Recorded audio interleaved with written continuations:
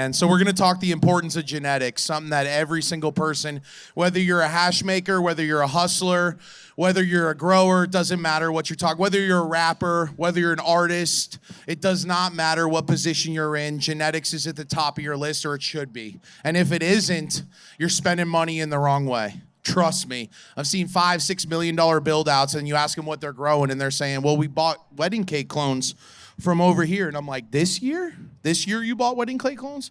And so we talk importance of genetics and losing genetics as well. Right now we see TC taking off 8 months, 12 months to find the right pheno, another 6 months to hype it up, branding, marketing, teamwork, all this stuff goes behind one strain.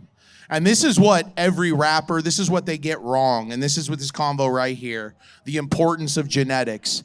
And now that you don't have to grow, you can actually harbor your genetics with a TC lab, meaning that if you're not a grower, it doesn't even matter. You should have IP, and that means genetics. So I want to talk about that with these guys on here, because these guys' money, the reason they're up here, the importance of their brand probably relies on genetics. Because if you were growing BC bud, you definitely probably wouldn't be up here, right? Agreed. Yeah, exactly. Maybe there will be a BC bud that pops out in the next couple of years. Maybe we'll see that. But I want to talk the importance of genetics. If we could start over here, introduce yourself, and then let's talk about how genetics play a role in your life, and then how you've been affected either positively or negatively by that. Yeah, no problem. So I'm Matt with Evergreen OC, dispensary in Santa Ana. And genetics is, the lifeline of my dispensary. You know, we've built out our menu specifically on exclusive genetics. You know, we've curated a menu that, is genetic IP forward. You know, we want what you can't find everywhere else, So, as the importance of genetics, dude, it's huge. It's huge. Think about the amount of money you're putting behind each genetic. Branding, marketing, printing, bags, stickers. Right. How many conversations are you having to have about a strain before it actually catches wind and people are talking about it? Like that, how much is your time worth? And just to figure out how much time that goes in, and then you put that on the shelf, it's got to sell. That's another part. Right, yeah, the sell-through rate, absolutely. That's why I partner with brands like these guys who have exclusive genetics to their brand that solidified them. That's why they're here in the state of the market now. They're able to survive in how we are right now because they've able to, create their own genetic, create their own brands, not the copy and paste technique, I totally agree. Could you introduce yourself? And come on, man, I already know genetics is your life. Come on, give it to us. I already know. My name's Brian Danaher with Top Shelf Cultivation. Lost my voice over the weekend, so you gotta give me a little break on that. But now that Vegas. The most important thing is having genetics. That's what made me where I was. We had one genetic for about 4 years in the legal market, and I think we're the only brand that sustained that type with one strain. We go in to sell it to stores, they all want multiple strains. But we didn't offer multiple strains, we offered one. And now we have multiple strains out there, but it's all in the genetics. That's what's gonna make you or break you. And like you said, finding them, you might spend 10 years and a lot of money and never find one that's the one. You know what I mean? We kind of got lucky. It took years. We've been growing since 99. I think we found the Wo-Si-Wo in 18, and it was off to the races.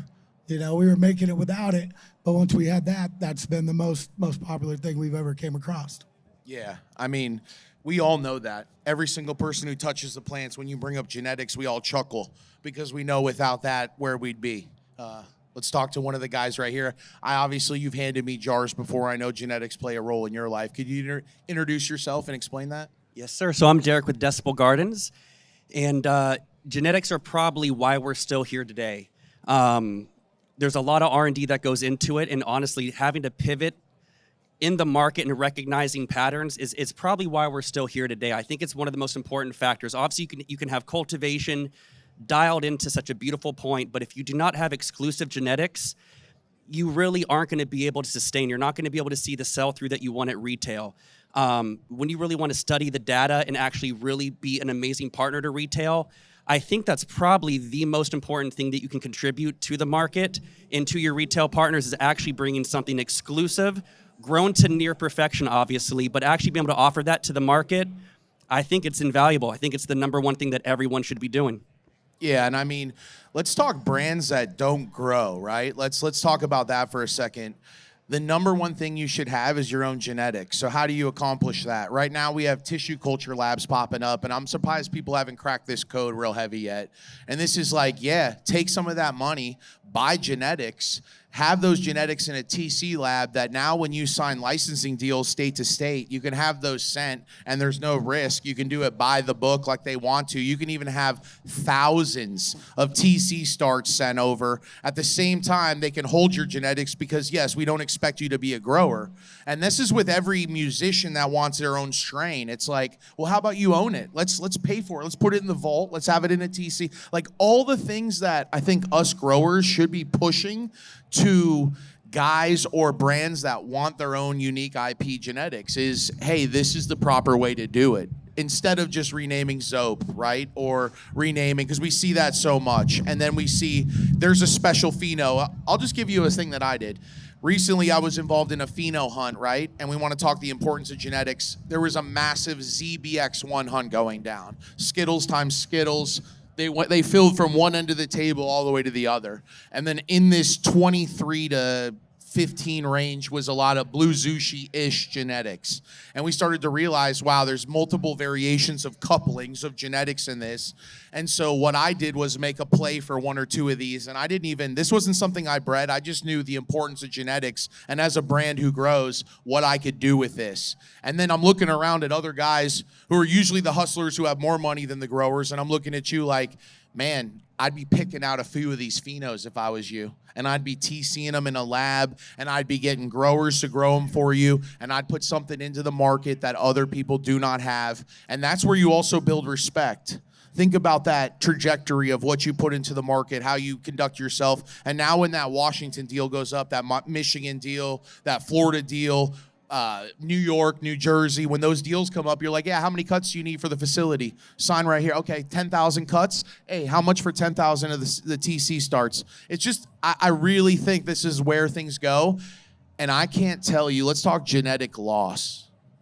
The amount of guys, have you lost something super special to you that you would have given so much up to have back? Kill growers at one point.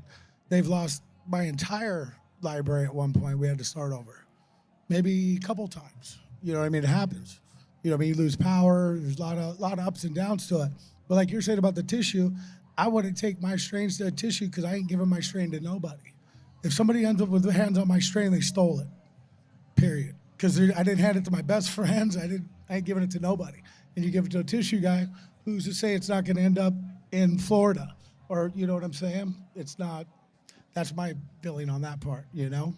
And he's 100% true, and that's why you see a lot of cultivators that do not carry their genetics in TC spots. But right now, I mean, for $5,000, you can hire a specialist to come teach you over 2 to 3 days exactly how to tissue culture. I think for any genetics holder or real propagation specialist, someone that grows, you should have your own small TC setup where you back up all your genetics and pray to God that room never has issues, right? And what about you? There's genetics in your life that you would have given anything to have back? We just recently had a contamination issue with our cocoa that we use. It tested positive for Fusarium. We actually had to go send it to a lab to get testing. So I just took a pretty nice loss of 4 things that I found very special. They were genetics more for breeding projects, but it still hurts every time it happens. It's a pretty miserable feeling. So that just happened recently, but we actually... we did want to bring in tissue culture because just like you said, I'm not sending my genetics out to these other labs. I've seen it happen. I really don't trust many people when it comes to IP. I value it pretty severely.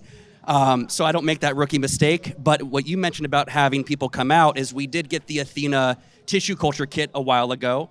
I'm a rookie with it, so I tried to do it a couple times. I'm happy to say I failed miserably. I thought I had it, did not have it. So actually the gentleman that you've spoken about who used to work with Jungle Boys. Mike Hydro. There we go. His class is absolutely invaluable. He will teach you. I think every facility that has the space, an adequate space for it, should bring it in. It is such a blessing. I would almost honestly do anything to have just pursued that earlier so that I could have protected every genetic, not taken this loss, and then actually to be able to suspend things into tissue culture so you don't have a nursery that's filled with genetics that are constantly in rotation, running 160, because that's about our max that we run is 160 phenos at a time. In our breeding projects, like our pheno hunting projects, we just walked one in on Sunday of 160 new strains, but we have 160 strains suspended in 1-gallon pots in our nursery, occupying way too much space. So I'm looking for those efficiencies. I think it's really important. It's a day at a time. I know where we need to get to, but I think the utility of tissue culture and bringing it in-house to where you don't have to rely on a single person to steal all your hard work is probably what most people should be pursuing, quite honestly.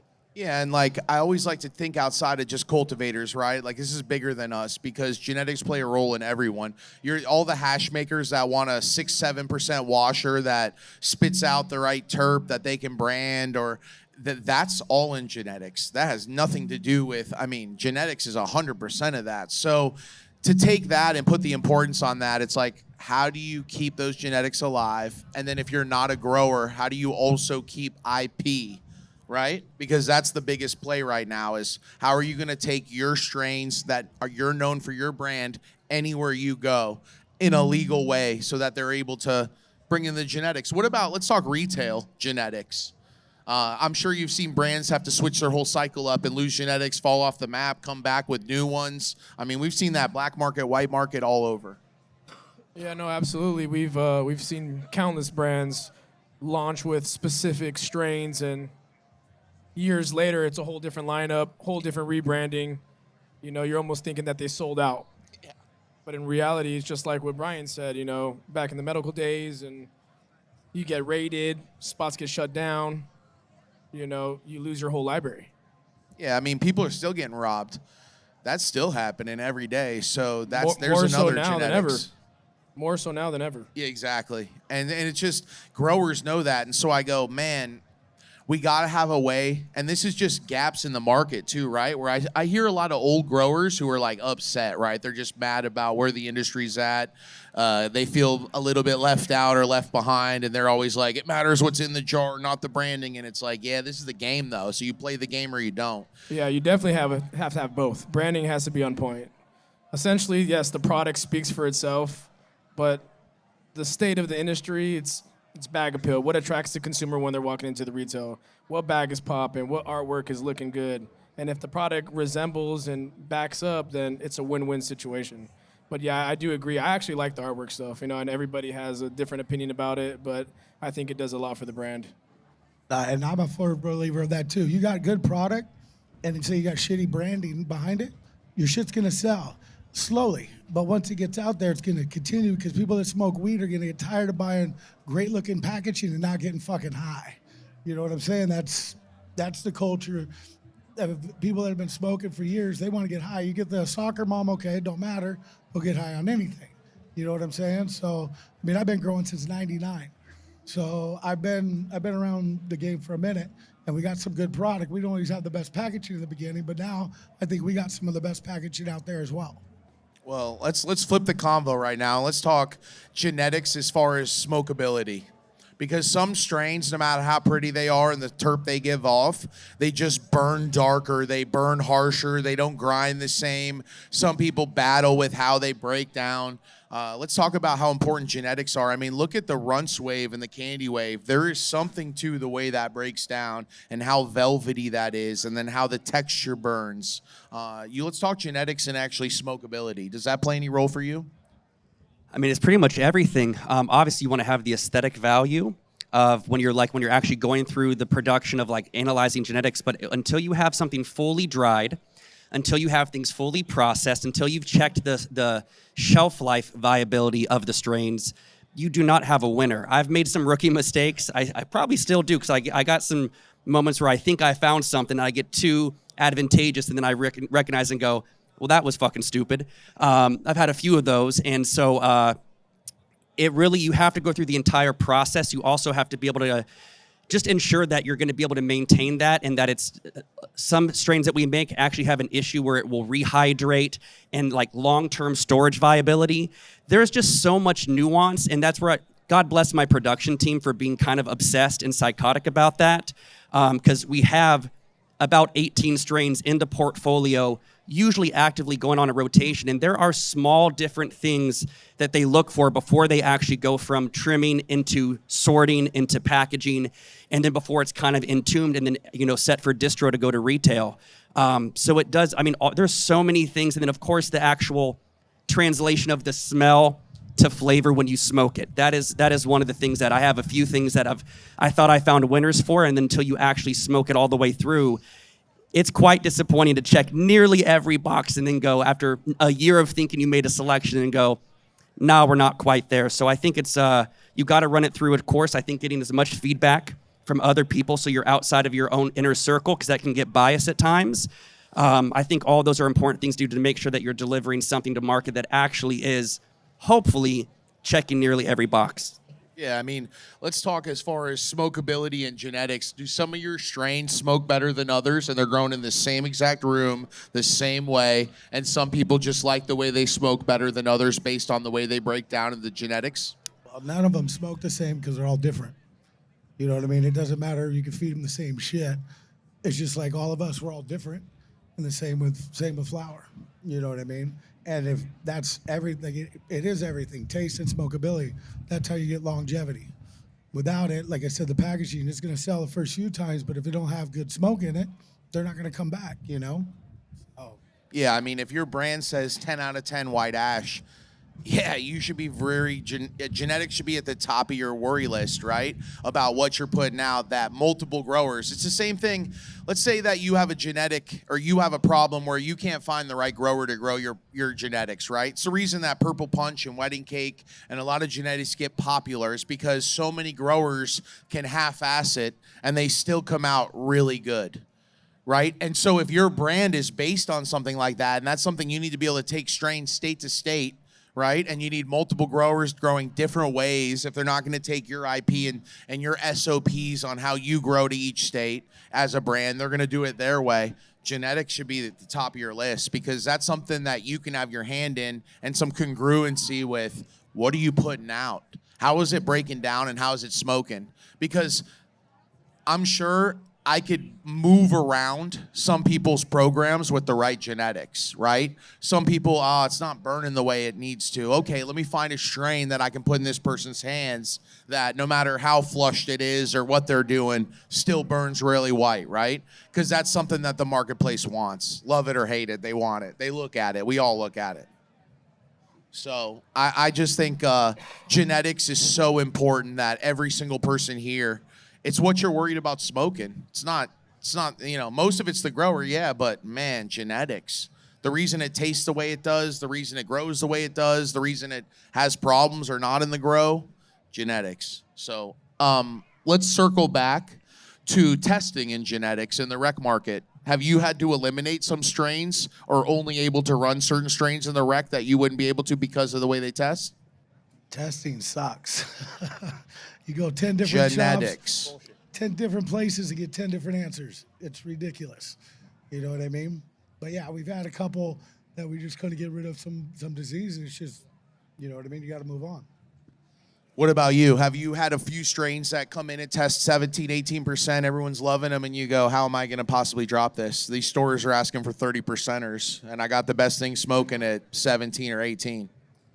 We dealt with that more early on when we were trying to prove ourselves in the market. And there's something about gaining like a loyal customer base, which I think is probably the biggest blessing you could ever get as a business owner and an operator, is to actually garner their attention where that's not so much what they're seeking. Obviously, early on when people are window shopping and you're unfamiliar, that's a huge, it could be a misdirection for certain customers. But I think, honestly, at this point, that's the last thing that I worry about. I do think labs are all bullshit. You could, like you were saying, you can take product. I actually just did that when I was calling out one of the labs because I was like, actually, rightfully so disappointed. Took it to SC Labs next door, who is a neighbor of mine at my business, and it came back 8% higher. And so there's That's just amazing. so much, there's so like lack of continuity. So I've kind of just made the decision to not really fucking care anymore, and just thankfully having like staples in your portfolio and having consistency in cultivation. I think that's the thing that I'm very proud of with my team that have been with me for 10 years, is that we're able to maintain that. So the numbers might fluctuate. Labs get shut down. things happen. Unfortunately, there's such a it's just messy. If you put out a 20% THC compared to a 30, you're gonna end up buying some back. Correct. You know what I mean? It's huge. Correct. And I know some Make or stores, break like a business. new stores, will ask you about those things. I mean, and I hate those conversations. You know, I'll be polite and respectfully have that dialogue. I think it's foolish, but I do know that there's just, people are hunting numbers, but I feel like maybe it's foolishness, but I do think we've somehow elevated past that point where my goal is to deliver something that's nearly perfected through the entire, all the touch points of the plant, and the numbers are now second. If we had something that tested extremely low and we had like historical numbers for that, I maybe would have to have a coming to God moment. But that's actually the last thing that I truly think about when making these decisions on what to bring to market. I love that. That's a great response, man. And you found your niche, you found your zone, right? Where they trust you. The brand, the people that smoke your product trust you, and that's the ultimate goal. I think that the market is starting to get educated too, bro. Before it was, like a high THC, but a lot of the brands, a lot of the retails, like, my team does justice by explaining that the THC really doesn't drive the high. It's the terpene content, things of that nature. So I've seen a decline in consumers coming in asking for what's 30%, what's fucking 35, 40%. We really don't see that anymore. So, I mean, thankfully, I think people are starting to educate themselves in that sense. Man, that is so refreshing to hear, because some of the best smoke we ever had was 17, 18%, 21, and I was like, this is the best shit ever. And got you blazed. Yeah, man. And let's flip it. Flavor profiles and what people are seeing, what they think the next wave is, and what they're seeing sell. I know we talk candies a lot, but everyone wants gas to come back. Everyone talks genetics, right? Let's talk flavors. What are you seeing? I mean, I don't think OG's ever left, but people are, It's coming back. Coming back. Sour D, things of that nature, like the Fuely strains are coming back. There's still the candy consumer, you know what I mean? Candy's still alive, but yeah, 100% OG's made a full comeback, in my opinion. I mean, everybody's looking for OG, looking for sour, looking for those gassy strains. Damn, that's interesting to hear, right? What about you? Let's flip it to you. Are you seeing in your library from what's gas? Do you guys try to cover the whole profile? And what are you seeing selling more than others, or what are you seeing? Honestly, it's been about 3 years where we've been really kind of obsessed over like building out an entire portfolio of genetics where there's not a lot of redundancy. And so once you kind of have certain profiles that you think you've established like the good baselines for them, when you have that, category, I'm always trying to look to go to the next one and try to figure out like how do you build this like towards an actual menu to where you just don't have the same things constantly coming out, to where there's actually differentials between the genetics. I think having a well-rounded menu, we have quite a few sativas in our lineup. Those are some of the best-selling SKUs in the entire portfolio. We've never left OG behind. We actually just did a breeding project with our Decibel OG and bred that to other genetics. We've now also kind of been really expanding the portfolio into rosin. So for me, actually, to be able to do breeding projects now where you're now capturing the data for that SKU to also run parallel to your flower production, it's been pretty rewarding to be able to now kind of examine things for more of its dual purpose and utility than just flower. So no, honestly, we're always trying to just figure out how to fill in the gaps between what we currently have, which I think is pretty diverse, but there's still gaps that I've identified. So that's where this last breeding project kind of guided me to make the procurement decisions on what to breed with, and kind of what the goals of like dominant traits would be, like hopefully that you would receive that, because it's still a lottery and it could all turn out to be shit. But when you do it with good intentions to kind of hope for dominant traits to come out, like that's kind of where I'm at now, is just trying to fill in the gaps of what we currently have in the portfolio. Man, that's a great answer. And like, I think sativas are coming back. I mean, you have people asking for citrus. You have people asking for lemon. We see orange tree here in the building. We see all this citrus coming back. I personally think that's people asking for sativas. They don't know what to ask for, so they're just saying citrus, and I like mouth coating. And they're like, oh, sativas? And so, yeah, I think, man, you could really bring back some heavy sativas, something to think about as cultivators. And when you're looking into genetics right now, I think really figuring out some flavorful sativas, whether it's in pineapple, whether it's in, peach, whatever the genetics are. We just found the Skittles times papaya that ended up being full peach.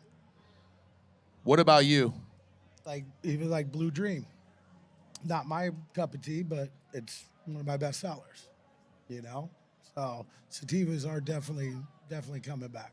Yeah, and you're hearing it in these convos, right? Where he's just saying Blue Dream is a seller for me.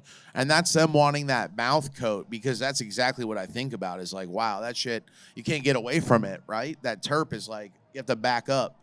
And that's what they're asking for. And I'm hearing it in multiple locations, because we were just in Michigan, and it's like, that's what, you have people passing you shit, and you're like, oh, citrus. What is this, a sativa hybrid? They're like, yeah. And I'm like, it's coming full circle. And it's kind of the recreational market, too, that wants that. You know, the traditional market, they want that stony, couch lock, heavy, you know what I'm saying? But the recreational market definitely wants more uplifting, strains that they could smoke during the day that's not going to annihilate them. So I have seen that increase in the recreational market for sure. Man, it's just interesting to hear. Let's talk hash. What about hash and genetics and things that you found with as you find different terpene profiles and washing and returns and all that? You guys do a hash market as well? Yeah, I mean, I'm actually, for full transparency, fairly new to that. That is, I'm not a specialist when it comes to Type 6 manufacturing. And I'd say in the past year and a half is when I started to really wanting to actually complement the strains that we have. And I didn't even have the data, honestly. And I don't have a Type 6 license, or I have the license, but we don't have the facility built out for it. So we found the right partners, and we wanted to do some R&D on the current genetics that we have, just to kind of start to kind of scope it out. And we ended up finding that some of our most preferred and best-selling genetics actually wash at 5 and 6%. And that kind of just sent me down a path of exploration where I was like, okay, hey, we're onto something, and did a bunch of R&D batches, and really kind of got obsessed with that, honestly, just really wanting to see like how much can I manipulate the genetics that we make in-house, and then also wanting to take that through to the entire point of like, again, even cured resin for our carts that we now make in-house, you know, and wanting to explore like the entire viability of the plant, and that actually getting the data for fresh frozen going into the hash market. It was one of the best decisions we ever made, and it was one of the most rewarding to actually see these strains that I thought I had seen all of its full potential from, and then realizing, oh shit, there's something else here. There's something, another ceiling. And so actually this most recent breeding project, a lot of the genetics that we bred to were for the purpose of actually going through the R&D for fresh frozen. And I want to shout out Master Makers. They did an amazing job for us with our R&D. A lot of time was spent on that. They actually, we worked with them extensively for about a year, capturing R&D, getting all the data, and having good partners on that is an important aspect of actually wanting to get real good data to make intelligent decisions. And they did a lot for us. So it's actually something I've recently become extremely passionate about, because it really does feel beyond fulfilling to now have that in that category. Yeah. What about you? Top Shelf. You guys do hash? You guys wash? No. What about production for trim? Does it go to anything, carts, anything like that? We're doing a bunch of collabs with different brands, but we just launched our own pin. So now we've been taking all our trim, we're getting it processed and putting it into our own pin. Yeah, I mean, flavor transfer is genetics. We can talk about it all day long, and we can go in and out about the convo. We can talk any part, but I see different people in the crowd, right? I see DNA genetics in the crowd. I see Kenji over there. I mean, the number one thing they're going to tell you is genetics, right? Especially when we're talking OG strains, especially when we're talking breeding, anything involved, man. I mean, these guys are 20 years ahead and been in it for 30 years, right? And they're going to tell you the number one thing is genetics. We all deal with it. No matter who I'm sitting across the table from, that was crazy, right? 190 episodes. I start to realize, holy shit, I'm talking to Boo Johnson, the skateboarder, and he's talking about genetics. I'm sitting down with Be Real, and he's talking about genetics. I'm sitting down with any grower, any hash maker, any hustler, and the whole convo ends up boiling down to this genetic runts that got put on, right? Let's go to that. And it's like, yeah, this three-way partnership that happened between the cultivator, Ray, and LB. And look at this, you know, two of them aren't even growers, and look at what that did. And that's all just genetics. That started the whole candy wave. Just that right there. And it's interesting where people want to know, like, how people will attach their name. Look at some of these strains that a breeder will breed, and then someone will find the keeper, the one that everybody knows is the one.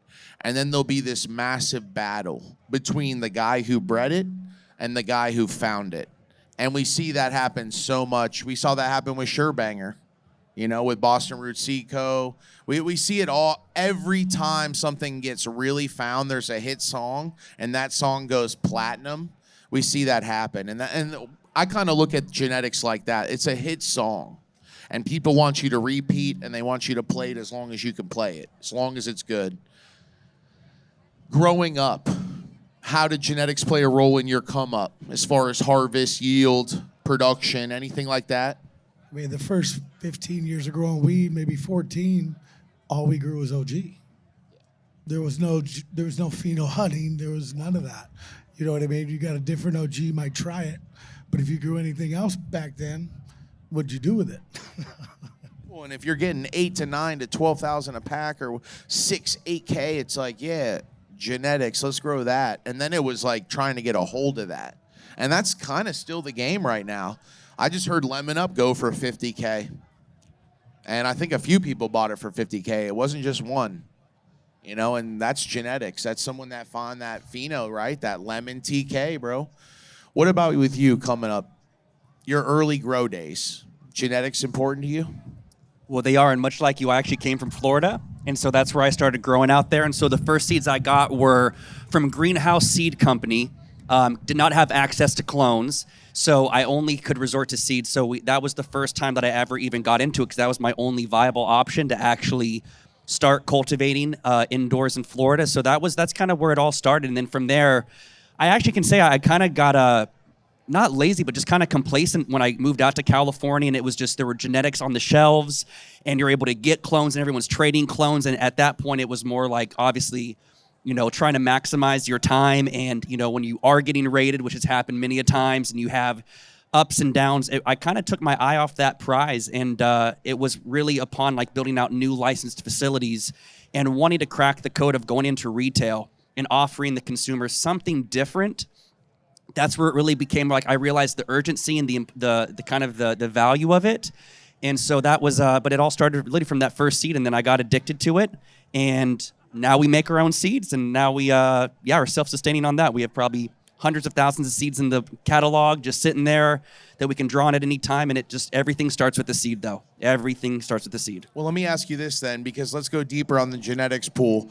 When you're taking one strain and you're thinking about reversing it or breeding it to other strains, what's your thought process behind it? Are you going for certain terp profile crosses, or are you going for something that you just think is a stud? Like, what's your thought?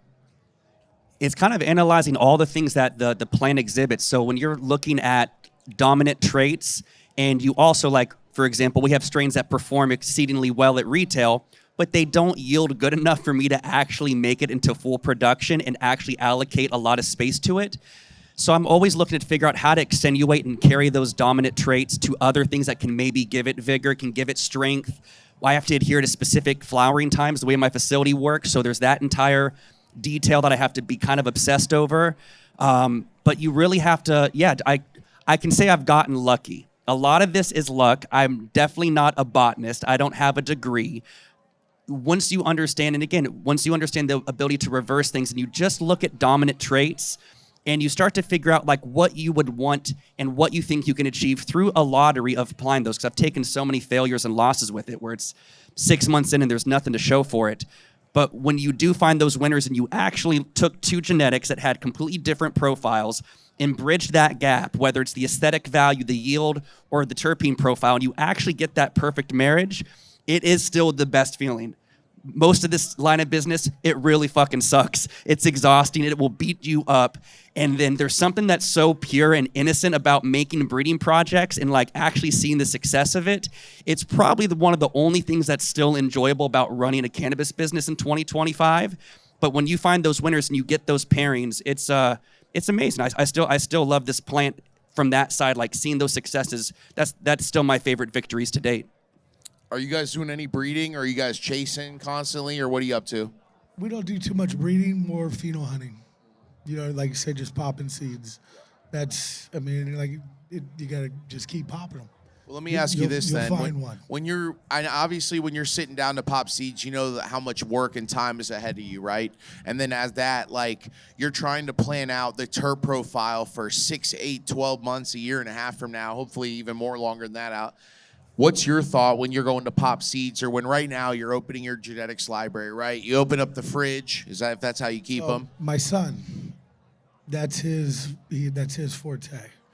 You know what I mean? He's been with me for 14 years, and I'm not, I don't like popping seeds. I find something that's good, I want to keep with that.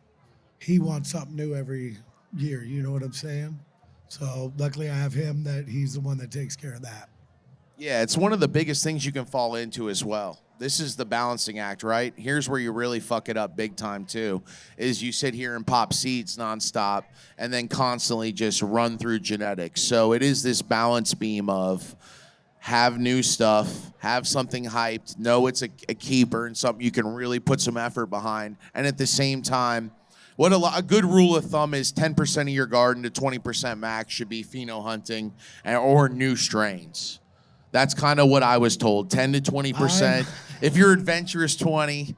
But, I mean, that's where I've personally made so many mistakes where I start turning full rooms into pheno hunt rooms every other run, right? And you start to realize quickly, very hard to sell a bunch of shit phenos, right? And maybe one good one. And then if you were dealing with good breeders, maybe you get 2-3 good phenos, and you're trying to figure out how to keep those in line. But it's all genetics.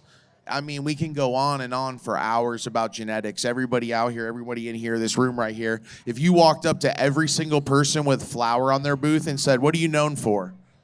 They're going to pull out a strain. They're not going to be like, "Oh, I'm the best grower in South Central." They're going to be like, "We're known for Cherry Paloma. We're known for Orange Tree. We're known for Lemon Up. We're known for LA Confidential. We're known for, OG Kush."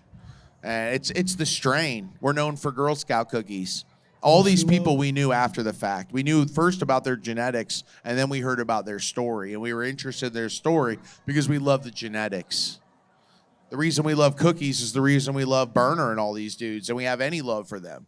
In my opinion, is because we have absolute love for the strain, and we're happy that you were able to put it in front of us however it got here, right? And that's all just genetics. We need the forum cut. Well, yeah, we do need Yo, Michigan's got the forum cut. Oh, yeah. I got it somehow still. I got you, buddy. Genetics are happening right here. I mean, who wouldn't love a huge batch of forum cut cookies right now? We had it in the portfolio before we converted to having all of our own genetics. It started to not sell very well, and then I made that decision. And it also ages like shit in a jar. If it's not perfect, it ages very poorly. So I honestly, I don't make the decisions, the market does for me. I've had to retire things that are my absolute favorites if they don't sell through well for retailers. My opinion doesn't matter, and so that was actually one of those retirements where I was like, this is kind of depressing. This is a beautiful Bring genetic. it through, bro. We'll sell the shit out of it. Got you. Damn, that's brutal, though. Listen to that. Genetics that the consumer wants that he's absolutely fell in love with over years that you've had to retire. Has that also happened to you? The stuff that just, put it to the wayside? My cookies, I've been growing it for the last 6-7 years. Just it don't sell in the legal market. Yeah, I mean, the reason I have GMO in my garden is literally because I love her and I'm like, I can't grow her. No one's going to buy GMO flowers right now. Not like that, but you need that genetic in your library, in my opinion. What else is bringing that to the table? That exact thing to the table. So, anyone have any questions about genetics? Let's flip it out like that. Anybody have any questions? Anybody have anything they want to talk about with genetics? I mean, we got a couple of people up here with a lot of knowledge about cultivation. Or we can just roll one up, smoke some genetics. Yeah, shit. How we looking? 10 minutes? Man, just enough time to roll a joint, right? I got one wrong.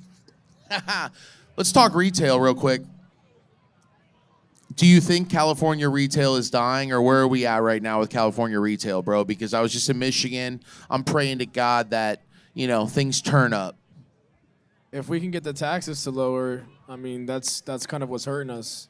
Obviously, the market is the worst it's ever been in the history of cannabis, for the indoor market specifically. But if we're able to lower taxes, that's just going to help dramatically. But it's tough to call, bro. It's kind of sad. It's saddening because a lot of family-owned operators, everybody up here is family-owned, just so you know. We've put our blood, sweat, and tears into this industry and building a business that supports not only ourselves, but our family and friends as well. So seeing where it's at right now, it's saddening, it's draining. But, You know, a lot has to do with the overhead, with the taxes, the regulation. Everything costs money to operate. Yeah, I personally think we need to look at Michigan and take some of the plays out of their playbook and adjust the market here because it's just night and day. When you see success in certain markets and then you see non-success in others and people falling out by the wayside who are good people, good growers, good hash makers, people whose dreams were built on this, it's just absolutely heartbreaking. Even as other brands, right? When you're like, man, I fucking love that brand. That was a dope-ass brand, bro. What happened to them? And they're like, yeah, the dude had to go somewhere else to do something else, you know? And it's like we lose these very special people and we lose these genetics that they bring to the table as well through the years. I mean, there's certain guys, I won't throw anybody out. There's certain people I have love for that I'd love to see up here and walking around here based on the genetics we know them for, you know? But the industry's a tough place and California is like the toughest. So if you can make it here, you can make it anywhere. I think we should leave it with that. Let me know. What do you guys, where can they find you, bro? So, we're Decibel Gardens, and you can find us on Instagram, Decibel Gardens, if they don't shut us down, or just decibelgardens.com. We have a store finder there because Instagram's garbage. And we have we have about 170 stores that we work with. I just want to say thank you for all those retailers. We did this organically. I've opened up nearly every single account myself, and to have those personal relationships, it's why I still have a business that I operate and why I can take care of my people the way that I'm able to. So honestly, people like Matt and other amazing retailers, Michael out there, you know, just thank you for giving us an opportunity. You know, it's not easy. It's not easy for us. It's also not easy for retail.